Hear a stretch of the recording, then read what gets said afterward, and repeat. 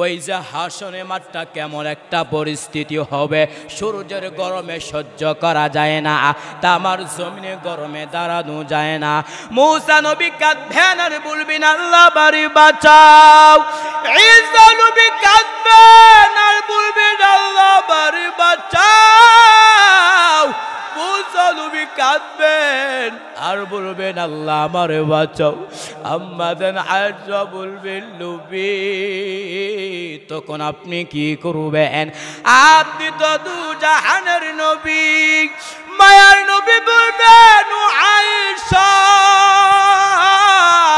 আমি তো কোন মাকামে মাহমুদে আমার মালিকের দরবারে সেজদায় পড়িয়া যাব আর বলবো আল্লাহ আমার উম্মতের বাঁচাও, আমার উম্মত গুলো বাঁচাও, আমার একটা উম্মত যেন জাহান্নামে না যায়, আমার একটা উম্মত জাহান্নামে গেলে আমি মুহাম্মদ আপনার তোরে জান্নাতে যাব না। আম্মা জান আয়েশা বলবেন নবী তখন কান্নার পরে কি হবে? নবী বলবেন আমার আল্লাহ আমাকে আদেশ করবেন নবী আপনি আর কাঁদবেন না, আপনার একটা উম্মতের জাহান্নামে দেওয়া হবে না, আপনি তাদেরকে দুনিয়া তাদেরকে জান্নাতের দিকে নিয়ে যান। আম্মা জান আয়েশা বলবেন নবী কোটি কোটি মানুষের মধ্যে আপনার উম্মতগুলো কেমনে বাছাই করবেন? মায়ার নবী বলবেন ও আয়েশা আমার উম্মত যারা পাঁচ বেলা ওযু করিয়া পাঁচ ওয়াক্ত নামাজ পড়েছে ওদের ওযুর অঙ্গগুলো কিয়ামতের ময়দানে নূরের আলোতে ঝলমল করতে থাকবে। আমি নবী ওদেরকে ধরিয়া তাদেরকে হাউজাল কাউসারের সামনে নিয়ে যাব। ওই দিন নবী যদি বলেন আমার উম্মতদেরকে আমি লাইনে দাঁড় করা যখন কাউসারের পানি দিব দিতে দিতে দেখবো হঠাৎ করে আমার চোখের সামনে পর্দা পড়ে গেছে। আমি বলবো ফেরেশতারা আমার চোখের সামনে পর্দা দিছ কেন? ফেরেশতারা বলবেন ওগো আল্লাহর নবী তারা আপনার উম্মত না। নবী বলবেন কেন? তারা বলবেন যারা আপনার দুনিয়াতে বিদায়, আপনি নবী বিনিয়া দুনিয়া থেকে বিদায় হওয়ার পর তারা আপনার সুন্নত মানে নাই, তারা বেপরদায় চলেছেন। নবী বলবেন তাই যদি হয় এমন উম্মত আমার দরকার নাই। সুহুকান গায়রা লিমান বা'দি তাকওয়াল্লাহু রাসু কুল্লি হিকমা। সমস্ত ধর্মীয় জ্ঞান সমস্ত ধর্মীয় বুঝ তার হচ্ছে তাকওয়া। কারো ভিতরে যদি তাকওয়া না আসে আপনি তাকে যত বোঝাবেন কোনো ফায়দা হবে? কোনো ফায়দা হবে না, কারণ তার ভিতরে তাকওয়া নাই। এজন্য আল্লাহ বলেন ইয়া আইয়ুহাল্লাযীনা আমানুত্তাকুল্লাহ হাক্কা তুকাতিহি ওয়া লা তামুতুন্না ইল্লা ওয়া আনতুম মুসলিমুন। আল্লাহ বলেন হে ঈমানদাররা তোমরা পরিপূর্ণভাবে তাকওয়া অর্জন করো এবং মুসলমান হয়ে তোমরা মৃত্যুবরণ করো না। আগে হচ্ছে তাকওয়া। যার ভিতরে তাকওয়া আসবে, যার ভিতরে আল্লাহর ভয় আসবে সে পরিপূর্ণভাবে ইসলাম গ্রহণ করবে, সে পরিপূর্ণ মুসলমান হিসাবে সাব্যস্ত হবে। এজন্য তাকওয়া অনেক দামি একটা সম্পদ। যার ভিতরে আল্লাহর ভয় থাকবে, আল্লাহর আযাবের ভয় থাকবে, সে কখনো জিনাহের কাজ করতে পারে না, সে কখনো মদের আড্ডার মধ্যে যে মদ পান করতে পারবে না। কারণ হচ্ছে তার ভিতরে তাকওয়া আছে। এক আল্লাহর বান্দা সমাজের মধ্যে চলাফেরা করে বেউসিলে কোনো কাজ করে না। কেন কাজ করে না? যদি কোনো বেউসিলে কাজ করে তাহলে ওই ব্যক্তিকে শাস্তির কাঠগড়া দাঁড় করা হবে। এজন্য সে ভয়ের কারণে সে কি করে না, কোনো বেউসিলে কাজ করে না। এজন্য তাকওয়া থাকতে হবে, আল্লাহর ভয় থাকতে হবে। আপনি তাকে যত বোঝাবেন না কেন তার ভিতরে তাকওয়া আসবে না যতক্ষণ পর্যন্ত তার ভিতরে শাস্তির ভয় না থাকবে। ইতিহাসের মধ্যে অবশ্য আপনারা জানেন গোটা দুনিয়াকে দুর্নীতি দমন করার জন্য দুর্নীতি দমন করার জন্য একটা ইন্টারপোল একটা সংস্থা ছিল, কিন্তু এই ইন্টারপোল সংস্থার মাধ্যমে কি দুর্নীতি দূর হয়েছে? শুধু তাই না, সমাজের মধ্যে বলেন গোপনীয়ভাবে সংস্থা আছে, তারপর কিন্তু সে খারাপ কাজ থেকে সে বিরত থাকতে পারে না। তার কারণ হচ্ছে তার ভিতরে তাকওয়া নাই। এজন্য তাকওয়া আসতে হবে। তাকওয়া মানে আল্লাহর ভয়। আর যার ভিতরে তাকওয়া থাকবে তারাই হচ্ছে মুত্তাকিন। এজন্য তাকওয়ার উপর চলতে গেলে একটা আদবের বিষয় আছে। যারা বেয়াদবি করে তারা কি তাকওয়ার উপর চলতে পারে? এজন্য যারা তাকওয়ার উপর চলতে চায় তাদের ভিতরে আদব থাকতে হবে। আর আদব যদি না থাকে, ওই লোকে যত ইবাদত করবে না কেন, যত মানুষের সাথে চলাফেরা করবে, তাকে মানুষ ভালো হিসেবে সাব্যস্ত করবে না। এজন্য তাকওয়া অনেক দামি সম্পদ। লিকুল্লি শাই ইনজিনাতুল ফিল ওয়ারা ওয়াজিনাতুল মারই তামামিল আদাবি আযগুদাখা ইমে তৌফিকে আদব বেআদব মাহরুমে গাশ আজ ফজল রাব। আদব হলো জিন্দেগির বড় দাম।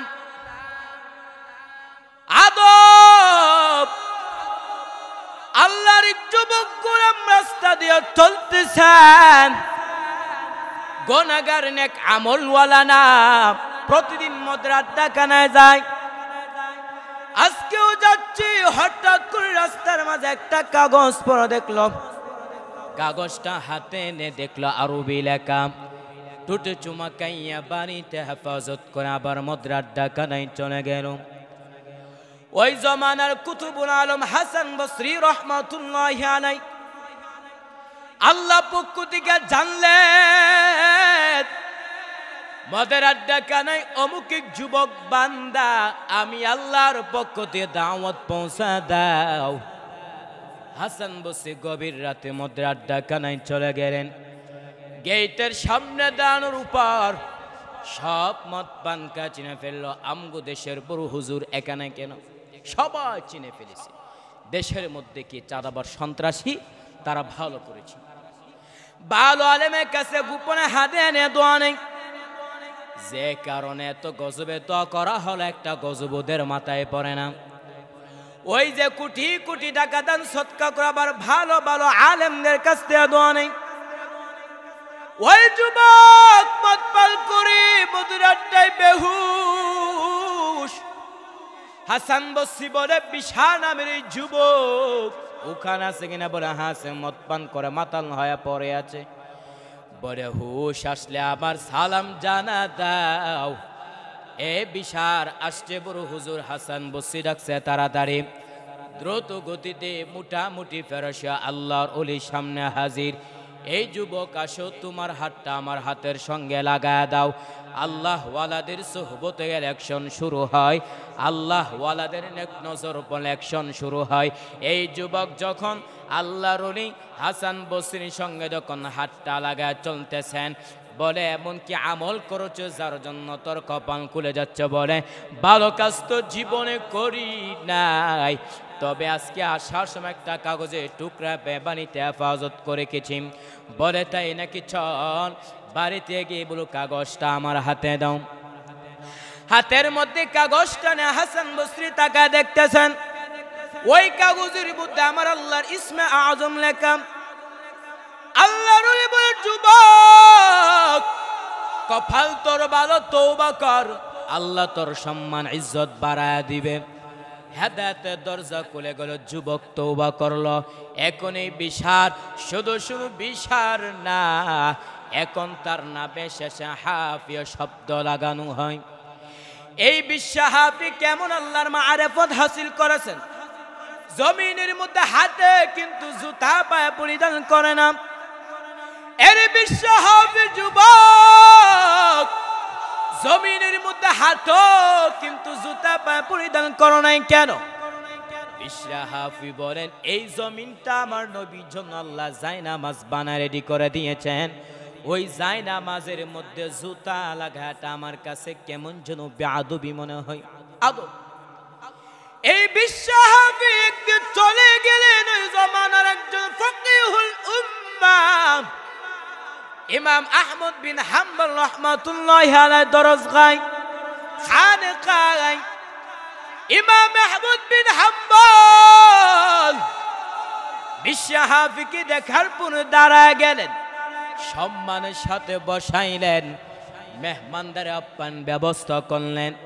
ছাত্রদের চোখে নজর পড়ে গেল আমগো ইমাম আহমদ এত দামি আবার কে আসলো, তাকে এত সম্মান করা লাগবে। বিশরা হাফি বিদায় হওয়ার পর ছাত্ররা বললেন, হযরত কাকে এত সম্মান? বলে, তোমরা কি শোনো নাই বুজুর্গ বিশরা হাফি তিনি আসছেন। হযরত আপনার মতো বড় আলেম কেউ নাই। ইমাম আহমদ বিন হাম্বল বলে, ছাত্র ভাই শুনে নাও, আমি ইলমের লাইনে যদিও দেখো আগানো, কিন্তু মারিফতের লাইনে বিশরা হাফি আমার থেকে আগানো। ছাত্রদের মধ্যে শুরু হয়, এগুলো একটু টেস্ট করি তো। হযরত যাব তাকে কিছু প্রশ্ন করার জন্য। ছাত্ররা রেডি হয়ে গেলেন, বিশরা হাফির দরবারে যাবে কিছু প্রশ্ন করার জন্য। ও ছাত্র ভাই, আদব বলা জিন্দেগি বড় দাম। বিশরা হাফির দরবারে ছাত্ররা রওয়ানা। ইমাম আহমদ বিন হাম্বল বলে, খবরদার যেন বেয়াদবি না হয়। খানাকা গিয়ে দাঁড়ালেন আর বললেন, আমরা ইমাম আহমদ বিন হাম্বলের ছাত্র বলে বসেন। তিনিও তাদেরকে মেহমানদের আপ্যায়ন ব্যবস্থা করলেন আর বললেন, হযরত আপনার অনেক নাম শুনলাম, আজকে একটু প্রশ্ন করার জন্য বলে করেন। এক নাম্বার প্রশ্ন, নামাজের মধ্যে ওয়াজিব ছুটে গেলে কি করা লাগবে? বিশরা হাফি হিকমতের সাথে জবাব দেওয়া শুরু করলেন, কারণ তাকওয়ার পাওয়ার আছে, আর যার ভিতরে তাকওয়ার পাওয়ার আছে তার মধ্যে ওই সে একটা ক্ষমতা আছে, যে ক্ষমতাকে কোরআনে বলা হয় ফুরকান।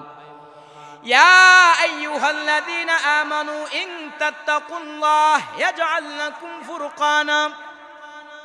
ফুরকানের সম্পদ, মা মা'নাল ফুরকান হুয়া নূরুম মিন ইলাহিন। আল্লাহ পক্ষ থেকে একটা নূর, বলে এটা দিয়ে কি করবি? মা বিহি ফুররিকা বাইনাল হক ওয়াল বাতিল। ফুরকান নামক ওই সম্পদ দিয়ে বান্দা একা একা পার্থক্য করে বহু দূরে চলে যাবে। বিশরা হাফি বলেন, ছাত্র ভাই, এই প্রশ্নটা যদি তোমাদের ইমাম সাহেবকে প্রশ্ন করো, তিনি ফতোয়ার কিতাব থেকে দলিল দিবেন 40 ভাগের 1 ভাগ যাকাত। এই প্রশ্নটা যদি তোমাদের ইমাম সাহেবকে প্রশ্ন করো, তিনি ফতোয়ার কিতাব থেকে দলিল দিবেন নামাজের মধ্যে সেজদা সাহু দিলে নামাজ সঠিক হয়ে যাবে। আর যদি তোমরা আমি বিশরা হাফিকে প্রশ্ন করো, আমি বলবো আগে তোকে পিটানো দরকার, মাওলার সামনে দাঁড়ায় কোনো বেয়াদবি করলি। ছাত্র বুঝতে পারলে হযরত 2 নাম্বার প্রশ্ন, নেশাব পরিমাণ মাল থাকলে কতটুকু সম্পদ যাকাত আদায় করতে হবে? বিশরা হাফি বলেন, ও ছাত্র ভাই, যদি প্রশ্নটা তোমাদের ইমাম সাহেবকে প্রশ্ন করো, তিনি ফতোয়ার কিতাব থেকে দলিল দিবেন 40 ভাগের 1 ভাগ যাকাত আদায় করলে হয়ে যাবে। আর যদি তুমি আমি বিশরা হাফিকে প্রশ্ন করো, আমি বলবো মাওলার দরবারে দিবে, এত ভাগাভাগি কিসের? যা সব দিয়ে দাও, এত ভাগাভাগি কিসের? এটা হচ্ছে আদব। আদব থাকতে হবে। যদি আদব না থাকে তাহলে আপনাকে সবাই বলবে বেয়াদব। আর যারা বেয়াদবি করবে তারা ইলম থেকে মাহরুম হয়ে যাবে। ইলম থেকে মাহরুম হলে ঠিকমতো আমলও করতে পারবে না। এজন্য এই আপনার ভিতরে আদব থাকলে আপনার ভিতরে তাকওয়া চলে আসবে। এজন্য আল্লাহর নবী বলেন, তাকওয়াল্লাহি রাসু কুল্লি হিকমা। সমস্ত ধর্মীয় জ্ঞান, সমস্ত ধর্মীয় বুঝ তার মূল হচ্ছে তাকওয়া। এজন্য তাকওয়া অনেক দামি একটা সম্পদ। এর নবীর উম্মতের দল, তাকওয়া কেমন একটা দামি সম্পদ। খলিফাতুল মুসলিমিন উমর একদিন সফরত চলতেছেন, হঠাৎ করে তার ক্ষুধা লেগে গেল। আমিরুল মুমিনিন উমর একজন রাখালকে বললেন, আরে রাখাল ভাই, আপনি আমাকে 1 গ্লাস দুধ পান করার সুযোগ দান করেন। রাখাল বলতে লাগলো, যদি আপনাকে 1টা গ্লাস দুধ পান করাইতে পারতাম তাহলে বড় ভালো হইতো, কিন্তু আমি তো এই বকরিগুলির মালিক না। খলিফাতুল মুসলিমিন উমরের অভ্যাস ছিল মানুষের দরবারে যা শুধু পরীক্ষা করবে, ইমানের হালতটা কেমন। এবার খলিফাতুল মুসলিমিন উমর বলেন, আরে আমার রাকাল ভাই, আপনি আমাকে একটা বকরি দান করেন, আমি গোশত খেতে পারবো, আমি দুধ পান করতে পারবো, তার প্রয়োজনে আমি তোমাকে কিছু টাকা দিয়ে দেব। রাকাল ওই আল্লাহর বান্দা যুবক ডাক দেয়া বলেন, ইয়া হাযা ফাইনাল্লাহ, হে যুবক আমার আল্লাহ কোথায়? আমি যদি তোমাকে কিছু টাকার মূল্যের বিনিময়ে আমি তোমাকে একটা বকরি দিয়ে দিই, কিন্তু আমার মালিক দেখবে না, কিন্তু আমার মালিকের মালিক যিনি আছে তিনি তো অবশ্যই দেখবে। তিনি কি করবে? অবশ্যই দেখবে যে দেখেন তার ভিতরে কেমন তাকওয়া। এই তাকওয়া যদি আমি আপনি অর্জন করতে পারি, তাহলে আমার আপনার জীবনের সফলতা আসবে কিনা। আরে নবীর উম্মতের দল, তাকওয়া আসতে হলে, তাকওয়া যদি আসতে হয়, আপনার জবান দিয়ে সত্য কথা বলতে হবে, জবান দিয়ে মিথ্যা কথা বলতে পারবা না। আরে নবীর উম্মতের দল, যার ভিতরে তাকওয়া চলে আসছে, তারা হাঁটতে গেলে বইতে গেলে আল্লাহকে স্মরণ করছে, তারা জবান দিয়ে মিথ্যা কথা বলতে পারে নাই, তারা চক্ষু দিয়ে বেগানা নারী নজর পড়ে নাই। তার কারণটা হলো এই ভিতরে আল্লাহর ভয় আছে। যদি আমি জবান দিয়ে মিথ্যা কথা বলি, তাহলে আল্লাহ তাআলা আমাকে পাকড়াও করবে। আরে নবীর উম্মতে দাও, সাহাবায়ে কেরামের ভিতরে আল্লাহর ভয় থাকার কারণে কবরের পাশ দিয়া যাইতেন, কান্না করতেন। নবীর একজন সাহাবী হযরত উসমান কবরের পাশ দিয়া যখন যাইতেন, উসমান কান্না করতেন। সাহাবায়ে কেরাম বলতেন, হে উসমান, কেন তুমি কান্না করো? উসমান ডাক দেয়া বলেন, আমার কান্নার কারণটা হলো এই যে কবর, সেটা হলো প্রথম ঘাঁটি। যেই আল্লাহর বান্দা প্রথম ঘাঁটি থেকে মুক্তি পেয়ে যাবে, তার জন্য যত সমস্ত ঘাঁটি আছে তার জন্য সহজ হয়ে যাবে।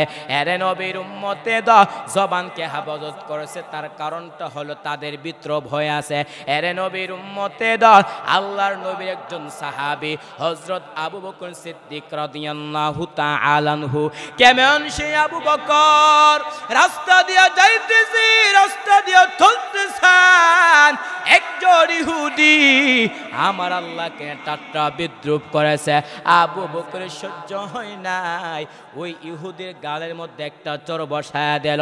এবার ইহুদি নবীর কাছে অভিযোগ করলো, আপনার সাথে আবু বকর আমার গালের মধ্যে চর দিয়েছে। বলে কারণটা কি? বলে এমনি। নবী আবু বকর কি? আবু বকর তুমি নাকি ও ইহুদির গালের মধ্যে চর দিছো? বলে কারণটা কি? নবী বললেন, ও গো আল্লাহর পয়গম্বর, ওই ইহুদি আমার আল্লাহকে ঠাট্টা বিদ্রুপ করেছে, আমার সহ্য হয় নাই, এজন্য আমি তার গালের মধ্যে চর বসায় দিলাম। নবী ইহুদিকে বললেন, আবু বকর যে কথা বলছে সঠিক নি। ইহুদি বললেন না। নবী বললেন, এবার তোমরা সাক্ষী বের করো। ইহুদি কত বড় বেঈমান, ইহুদি কত বড় বেঈমান, ইহুদি সাক্ষী বের করে ফেলল। নবী আবার আবু বকরকে বললেন, আরে আবু বকর তোমার সাক্ষী বের করো। আবু বকর সাক্ষী বের করতে পারে নাই। এবার ইনসাফের বিচারটা হচ্ছে, আবু বকর দিকে রাইটটা চলে গেল। এবার নবী ইহুদি কি ভাইকে বললেন, আরে ইহুদি ভাই, আবু বকর তোমাকে যেভাবে চোর দিয়েছে তুমি তার থেকে চোরে প্রতিশোধ নিয়ে দাও। এবার ইহুদি মনের আনন্দের সাথে যখন অগ্রসর হচ্ছে, আবু বকরের গালের মধ্যে চোর বসাইবে, আল্লাহ জিবরাইল আমিনকে পাঠাইলেন, জিবরাইল যাও আমার নবীকে তুমি জানায়া দাও, ও পয়গম্বর আপনার সাহাবী আবু বকরের সাক্ষী হলেন আমার আল্লাহ। এরে নবীর উম্মতে দল, আল্লাহ তাআলার পয়গম্বর আবু বকর সত্য বলছে সেটা প্রমাণিত হয়ে গেল। কেমন সেই আবু বকর! শুধু তাই না, জবান দিয়ে মিথ্যা কথা বলছেন তাই না, নবীর জন্য সবগুলো জীবনটা দিয়ে দিয়েছেন। কে সেই আবু বকর? তাবুকের যুদ্ধের সময় যখন চলে আসছে, নবী আমার সাহাবায়ে কেরামকে বললেন, আরে আমার সাহাবায়ে কেরাম, আমরা যুদ্ধের ময়দানে অংশগ্রহণ করব, দান সদকা করো, সম্পদ দান করো। উমর দান করলেন, উসমান দান করলেন, হযরত আলীও দান করলেন। আবু বকর তার সম্পদ নিয়ে হাজির করলেন।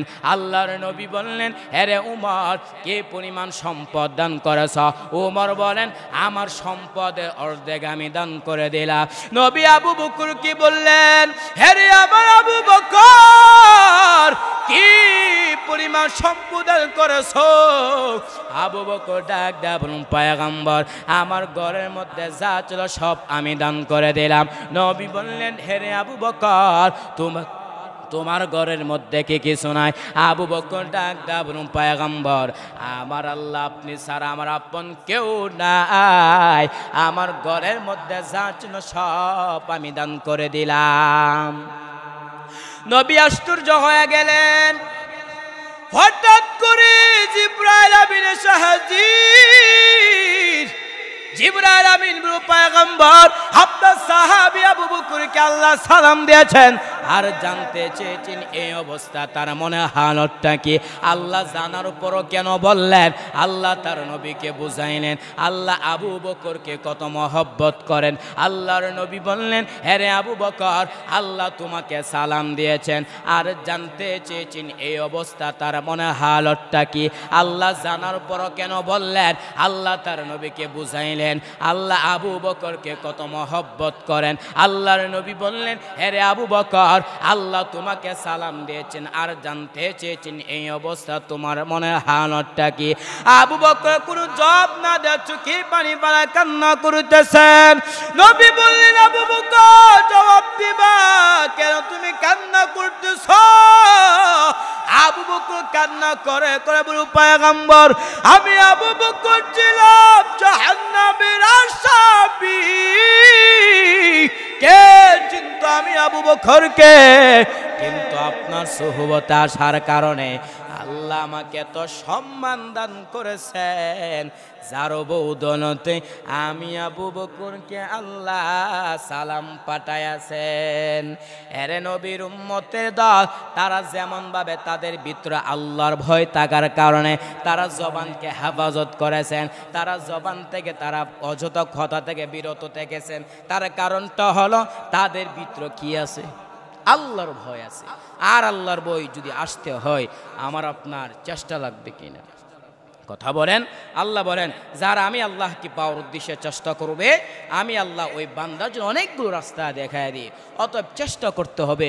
দুনিয়ার লাইনে আপনি চালা অবস্থায়, আপনাকে ওঠা অবস্থায় মুসিবত চলে আসবে, সেই মুসিবতের মধ্যে আপনার ধৈর্য ধারণ করতে হবে কিনা? কথা বলেন। আর যদি ধৈর্য ধারণ করতে পারি, আল্লাহ তাআলা আমাকে আপনাকে বিনা হিসাবে জান্নাত দান করবে। আল্লাহ তাআলা বলেন, ইন্নামা ইউওয়াফাস সাবিরুনা আজরাহুম বিগাইরি হিসাব। আল্লাহ তাআলা বলেন, যারা ধৈর্য দান করবে, আমি আল্লাহ ওই বান্দাদেরকে বিনা হিসাবে জান্নাত দান করব। এর নবীর উম্মতে দল ধৈর্য দান করলেন, ধৈর্যের দৃষ্টান্ত কাম করলেন আল্লাহর পয়গম্বর হযরত আইয়ুব আলাইহিস সালাতু ওয়াস সালাম। আইয়ুব নবী টাকা পয়সা অভাব নাই, সন্তানের অভাব নাই, শয়তান দেখিয়া মাথা গরম, কিন্তু আইয়ুব আলাইহিস সালাম এমন ভাবে একটা শিডিউল করলেন যেন একটা সেকেন্ড তো আমার ঘরে আল্লাহর জিকির ছাড়া যেন না যায়। শয়তানের মাথা গরম হয়ে গেল, এত ইবাদত আইয়ুব করবেটা কেমন করে হয়? আল্লাহ গো, তোমার একটু সম্পদের মায়ে পুরো তোমার ইবাদত করে, তোমার একটু সন্তানের মায়ে পুরো তোমার ইবাদত করে। আল্লাহ কয় না, আইয়ুব যে ইবাদত করে একমাত্র আমার মহব্বত আর ধৈর্যের সাথে ইবাদত করে। বলে না না, কয় দেখ আমি পরীক্ষা করে সব সম্পদ গুলা গুনে জ্বালা দিলাম। আইয়ুব নবী কাছে প্লিজ কইরা আইয়ুব আর আল্লাহকে ডেকে লাভ নাই, কারণ তোমার সব সম্পদ গুনে পুরে ছাই। আইয়ুব নবী মুনাজাত দেন আলহামদুলিল্লাহ। ইবলিস বলে নাউজুবিল্লাহ, বলবা আলহামদুলিল্লাহ কেন? আইয়ুব নবী ডাক দেয়া কয়, আলহামদুলিল্লাহ বলার কারণ আল্লাহ পাক রব্বুল আলামিন আমাকে সম্পদ দান করেছেন, এই সম্পদের কারণে ইবাদত করতে মারাত্মক ব্যাঘাত সৃষ্টি হতো। আজকে আমার সম্পদ নাই, ইবাদতের মধ্যে কোনো টেনশন নাই। ইবলিস কয় মানি না। আল্লাহ কয় দেখ আরো পরীক্ষার মধ্যে ফালায় দিতেছি। কুরওয়াতুল ওয়াইজিন নামক কিতাবের মধ্যে উল্লেখ রয়েছে আয়ুব নবীর শরীরের মধ্যে কিরা পোকা ধরে গেছে। একদিন আয়ুব তাকা দেখে তার জিহ্বার মধ্যে পোকা। এতদিন আয়ুব জিহ্বা নাড়া নাড়া আল্লাহর জিকির কতদিন ঠান্ডা হয়ে যেত। আজ নবীর চোখে কোটায় পানি, আল্লাহকে ডেকে বলে দরবানি,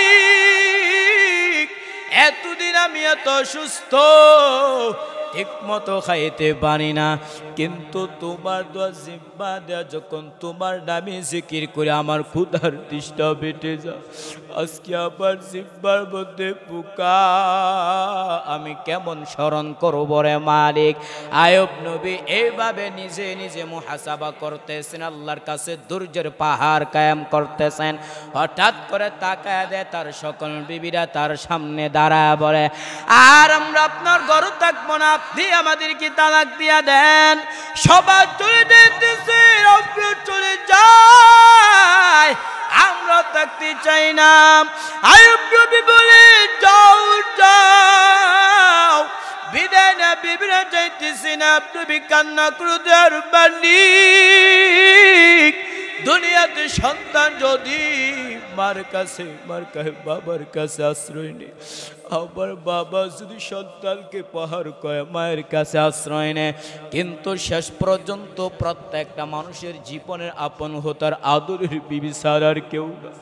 ওদের মালিক, আজ আমার বেবিন আমার কাছ থেকে চলে যাইতেছে। আল্লাহ, আমার মনে কোনো কষ্ট নাই, তোমার কাছে অনুরোধ তুমি আমাকে ছেড়ে দিও না রে মালিক।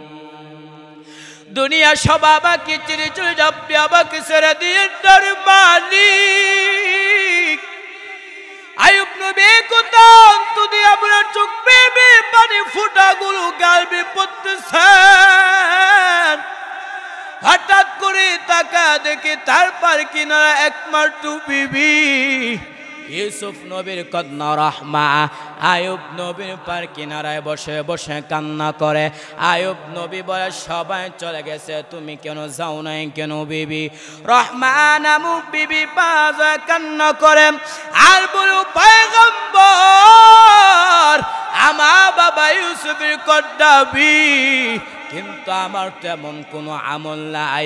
ওই যে হাসনে মাঠটা কেমন একটা পরিস্থিতি হবে, সূর্যের গরমে সহ্য করা যায় না, তা আমার জমিনে গরমে দাঁড়ানো যায় না। মূসা নবী কাঁদবেন আর বলবেন, আল্লাহ বাড়ি বাঁচাও। ঈসা নবী কাঁদবেন আর বলবেন, আল্লাহ বাড়ি বাঁচাও। মূসা নবী কাঁদবেন আর বলবেন, আল্লাহ আমারে বাঁচাও। আম্মাজান আয়েশা বলবেন, নবী তখন আপনি কি করবেন? আপনি তো দু জাহানের নবী, মায়ার নবী বলবেন, আয়েশা আমি তো কোন মাকামে মাহমুদে আমার মালিকের দরবারে সেজদায় পড়িয়া যাব আর বলবো, আল্লাহ আমার উম্মতের বাঁচাও, আমার উম্মত গুলো বাঁচাও। আমার একটা উম্মত যেন জাহান্নামে না যায়, আমার একটা উম্মত জাহান্নামে গেলে আমি মুহাম্মদ আপনার তোরে জান্নাতে যাব না। আম্মাজান আয়েশা বলবেন, নবী তখন কান্নার পরে কি হবে? নবী বলবেন, আমার আল্লাহ আমাকে আদেশ করবেন, নবী আপনি আর কাঁদবেন না, আপনার একটা উম্মতের জাহান্নামে দেওয়া হবে না, আপনি তাদেরকে দুনিয়া তাদেরকে জান্নাতের দিকে নিয়ে যান। আম্মাজান আয়েশা বলবেন, নবী কোটি কোটি মানুষের মধ্যে আপনার উম্মতগুলো কেমনে বাছাই করবেন? মায়ার নবী বলবেন, আয়েশা আমার উম্মত যারা 5 বেলা ওযু করিয়া 5 ওয়াক্ত নামাজ পড়েছে, ওদের ওযুর অঙ্গগুলো কিয়ামতের ময়দানে নূরের আলোতে ঝলমল করতে থাকবে। আমি নবী ওদেরকে দরিয়া তাদেরকে হাউজাল কাউসারের সামনে নিয়ে যাব। ওই দিন নবী যদি বলেন, আমার উম্মতদেরকে আমি লাইনে দাঁড় করা যখন কাউসারের পানি দিব, দিতে দিতে দেখবো হঠাৎ করে আমার চোখের সামনে পর্দা পড়ে গেছে। আমি বলবো, ফেরেশতারা আমার চোখের সামনে পর্দা দিছ কেন? ফেরেশতারা বলবেন, ওগো আল্লাহর নবী, তারা আপনার উম্মত না। নবী বলবেন, কেন? তারা বলবেন, তারা আপনার দুনিয়াতে বিদায়, আপনি নবী বিনিয়া দুনিয়া থেকে বিদায় হওয়ার পর তারা আপনার সুন্নত মানে নাই, তারা বেপরদায় চলেছেন। নবী বলবেন, তাই যদি হয় এমন উম্মত আমার দরকার নাই। সুহকান সুহকান গায়রা লিমান বাদি। এরে নবীর উম্মতের দল, এই যে কঠিন অবস্থার মধ্যে বিবি রহিমা ডাক দেয়া বলেন, ও পয়গম্বর, ওই দিন যদি আমি রহিমাকে আল্লাহ কাঁদবে, ডাক করবে, রহিমা কি আমল নিয়ে এসেছ? আমি বলবো, ও আল্লাহ, আমার এমন কোনো আমল নাই, তবে আমি আপনার আদরের পয়গম্বর আইয়ুব নবীর স্ত্রী ছিলাম। আল্লাহ হয়তো মায়ার নজর দিয়া তাকাইয়া আমি রহিমাকে আল্লাহ মাফ করে দিতে পারেন। এরে নবীর উম্মতের দল, এজন্য তাকওয়া অর্জন হতে হবে। আল্লাহ তাআলা বলেন, ইয়া আইয়ুহাল্লাযীনা আমানুত্তাকুল্লাহ হাক্কা তুকাতি ওয়া লা তামুতুন্না ইল্লা ওয়া আনতুম মুসলিমুন। এরে নবীর উম্মতের দল, তাকওয়া অর্জন হতে হবে। তাকওয়া অর্জন করতে পারলে কার ভিতরে সম্ভব? যার ভিতরে আল্লাহর ভয় থাকবে। কার সম্ভব? যার ভিতরে আল্লাহর ভয় থাকবে। এই বিশ্বাস করতে হবে, আল্লাহর আইন থেকে, আল্লাহর বিচার থেকে কোনো পালানোর কোনো সুযোগ আছে? কথা বলেন। এরে নবীর উম্মতে দল, এই চিন্তা ফিকির করতে হবে। ওয়ালা ইউযিকু ওয়াসাকাহু আহাদ ওয়ালা ইউআযযিবু আযাবাহু আহাদ। আল্লাহর মতো পাকড়াও করার মতো আর কেউ নেই। আল্লাহর আযাবের মতো শাস্তিদাতার কেউ আছে নাকি? আর কোনো শাস্তি থাকবে না। ওয়ালা ইউযিকু ওয়াসাকাহু আহাদ, আল্লাহর পাকড়াও করার মতো যেমন কেউ পাকড়াওকারী থাকবে না, ঠিক তেমন বলে ওয়ালা ইউআযযিবু আযাবাহু আহাদ, আল্লাহ তাআলার শাস্তির মতো আর কেউ আছে শাস্তি দিতে পারবে? কথা বলেন। এমন এমন ফেরেশতা থাকবে, আপনি জাহান্নামের মধ্যে যখন আপনাকে বুক করা হবে, আপনি জাহান্নামের মধ্যে অবস্থান করবেন। অবস্থান করতে করতে এক পর্যায়ে আপনি চিন্তা ফির করবেন, এক একজন ফেরেশতা এক এক বিশিষ্ট অধিকারী থাকবে। এক ফেরেশতা সে কান দিয়ে শ্রবণ করবে না, আরেক ফেরেশতা সে চোখ দিয়ে দেখবে না। আপনাকে আঘাত করবে, আপনি কান্না করবেন, সে শুনবে না। আপনাকে এত পরে আঘাত করবে, সে শুনবে কিন্তু সে দেখবে না। কথা বুঝতে পারছেন? এজন্য তাকওয়া অর্জন করতে হবে। এরে নবীর উম্মতের দল, যদি তাকওয়া অর্জন করতে পারে, আমি আপনি জবানকে হেফাজত করতে পারে, আমার আপনার চক্ষুকে হেফাজত করতে পারে, আমি আপনি অঙ্গকে যদি আমি আপনি হেফাজত করতে পারি আল্লাহকে ভয় করার মাধ্যমে, তাহলে আমার আল্লাহ তাআলা জান্নাত দিবে। আমার আল্লাহ তাআলা জান্নাতটা কেমন সুন্দর করে সাজাইছেন, আ'দাতু লি ইবাদিয়াস সালিহিন মা লা আইনুন রাআত ওয়ালা উযুনুন সামিআত ওয়ালা খাতারা আলা কলবি বাশার। আমার আল্লাহ তাআলা বলেন, সালেহ বান্দাদের জন্য আমি আল্লাহ তো সুন্দর জান্নাতটা রেডি করে রেখেছি। বলে মা লা আইনুন রাআত, পৃথিবীর কোনো চোখ ওই জান্নাতটা দেখে নাই, ওয়ালা উযুনুন সামিআত, পৃথিবীর কোনো কর্ণ শ্রবণ করে নাই, ওয়ালা খাতারা আলা কলবি বাশার, পৃথিবীর কোনো অন্তর উপলব্ধি করতে পারে নাই। জান্নাত এমন সুন্দর, কিন্তু বান্দা যদি জাহান্নামের মধ্যে যাও, জাহান্নাম কেমন একটা পরিস্থিতি হবে, হাসরের মাঠটা কেমন একটা পরিস্থিতি হবে। ইয়াউমা ফিরুল মারউ মিন আখি ওয়া উম্মিহি ওয়া আবি ওয়া সাহিবাতিহি ওয়া বানি। হাসরের মাঠে এমন একটা কঠিন পরিস্থিতি হবে, যেই দিন মানুষ মানুষ থেকে পলায়ন করবে, বাবা তার সন্তান থেকে পলায়ন করবে, স্ত্রী তার স্বামী থেকে পলায়ন করবে, সন্তান বাবা থেকে পলায়ন করবে। শুধু তাই না, হাসরের মাঠটা কেমন একটা পরিস্থিতি হবে। বর্তমানে একটা সূর্য 30 কোটি 9 লক্ষ মাইল উপরে সূর্য, কিন্তু এখন সূর্য নাই। হাসরের ময়দানে আল্লাহ সূর্যকে বলবে, সূর্য তোর যত তাপ আছে তুই জমিনের মধ্যে ছাড়িয়া দে। সূর্যের তাপে জমিনটা হয়ে যাবে তামা, গুনাহগারে মগজ বাতের মারের মতো ঠাস ঠাস করে ফেটে যাবে, পেটের নারী বুড়ো পায়খানা রাস্তা দিয়ে বের হয়ে পড়ে যাবে। অপর দিকে জাহান্নাম কঠিন হুঙ্কার মারে। আল্লাহ ফেরেশতা কি বলবেন, হ্যারে ফেরেশতারা,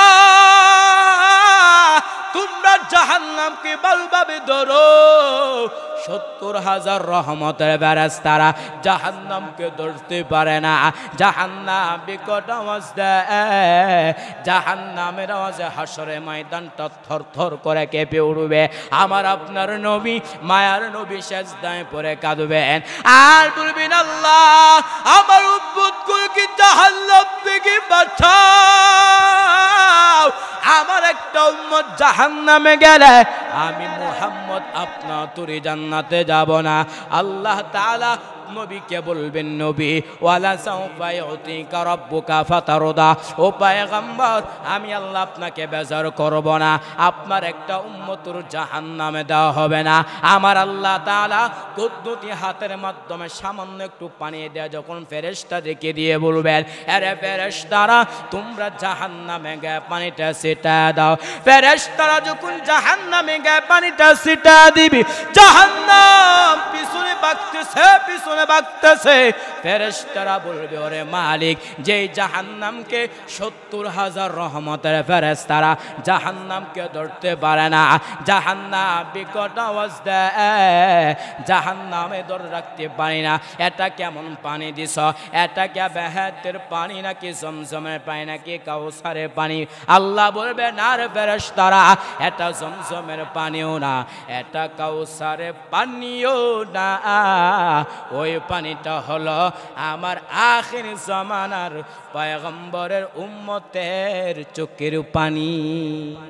অতএব সে চোখের পানি ফেলা কান্না করতে পারলে আল্লাহ জাহান্নাম থেকে মুক্তি দিবেন। আর চোখের পানি আসবে কখন? যখন আমার আপনার ভিতরে তাকওয়া থাকবে। কারণ তাকওয়া হচ্ছে সব কিছুর মূল। নবী বলেন, তাকওয়াল্লাহি রাসু কুল্লি হিকমা, সমস্ত ধর্মীয় জ্ঞান, সমস্ত ধর্মীয় বুঝ হচ্ছে তার তাকওয়া।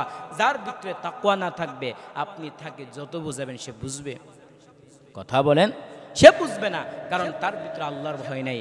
দুনিয়ার মধ্যে যে এলাকার মধ্যে যখন কঠিন শাসন ব্যবস্থা থাকে, ওই এলাকার মধ্যে কমপক্ষে যুবক ভাইয়েরা বিশৃঙ্খলা করতে পারে না। কারণটা হচ্ছে এলাকার মধ্যে কোনো বেউসুলি কাজ করলে এলাকার শাসন ব্যবস্থা অনেক কঠিন শাস্তির সম্মুখীন হতে হয়, অথবা এলাকার থেকে বহিষ্কার করা হয়। তখন কিন্তু আর কি করতে পারে না, এলাকার মধ্যে কোনো বেউসুলি কাজ করতে পারে না। তার কারণটা কি? এই যে তার ভিতরে শাস্তির ভয়, এলাকাতে বহিষ্কার করে দিবে সেই ভয়। অতএব তাকওয়া অর্জন করতে হবে। এই তাকওয়া অর্জন করতে হলে আমার আপনার পর্যাপ্ত পরিমাণ চেষ্টা লাগবে। আসসাউ মিন্নি ওয়াল ইতমামু মিনাল্লাহ, বান্দার কাছে চেষ্টা করে পূরণ করবে কি? আল্লাহ পূরণ করবে। অতএব আল্লাহ তাআলা যেন আমাকে আপনাকে সবাইকে যেন তাকওয়ার ক্ষেত্রে যেন চেষ্টা করতে পারি। আল্লাহ পাক সবাইকে তৌফিক দান করুক। ওয়া আখির দাওয়ানা আলহামদুলিল্লাহি রাব্বিল আলামিন।